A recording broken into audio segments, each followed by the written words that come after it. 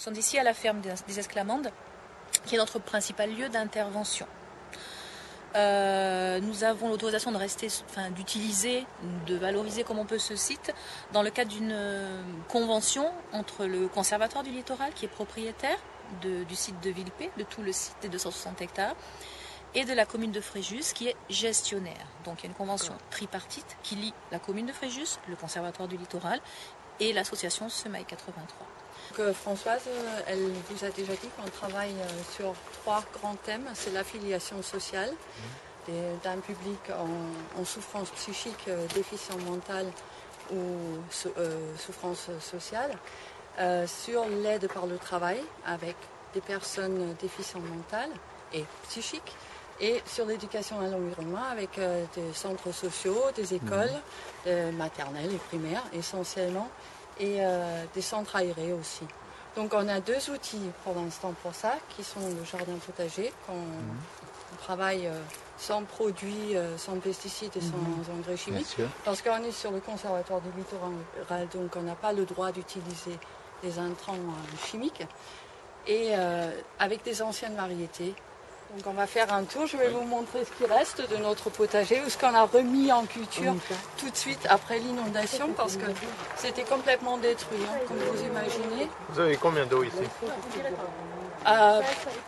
Jusque là, c'est la table qui est notre repère.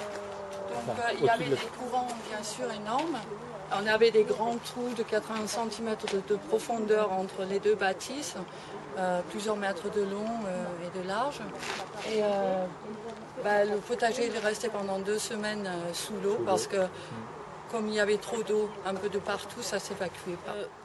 Une aide de la Fondation de France, dans le cadre de suite à ce sinistre, nous est indispensable, dans la mesure où nous avons perdu beaucoup de matériel.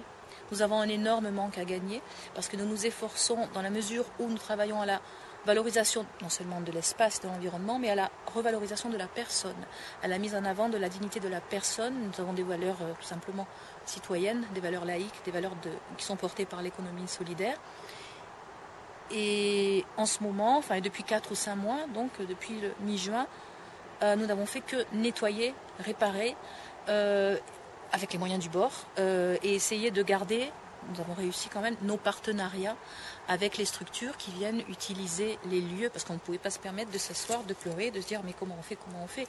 Il fallait agir, et il fallait montrer ce qu'on essaye d'inculquer, il fallait le montrer, ok, il se passe cette chose terrible, on va rebondir, et on va réparer, et pas seulement réparer, mais voire même encore plus large, et plus loin, et mieux. Donc il y a un énorme manque à gagner, puisque nous n'avons pas pu travailler correctement, nous n'avons pas pu accueillir de public pendant 4 mois. Nous avons une serre qui est détruite. Et une serre, pour nous, ce n'est pas seulement une serre, c'est un outil de travail, c'est un outil de thérapie, puisque les personnes malades ou déficientes ou fragiles qui viennent en période hivernale, comme ce sont des personnes fragiles, ont besoin d'être dans un endroit un peu plus protégé. C'est un outil de transmission de savoir-faire, c'est un outil de pédagogie, c'est un outil de convivialité, dans la mesure où quand il fait bien froid, on a bien un endroit chaud.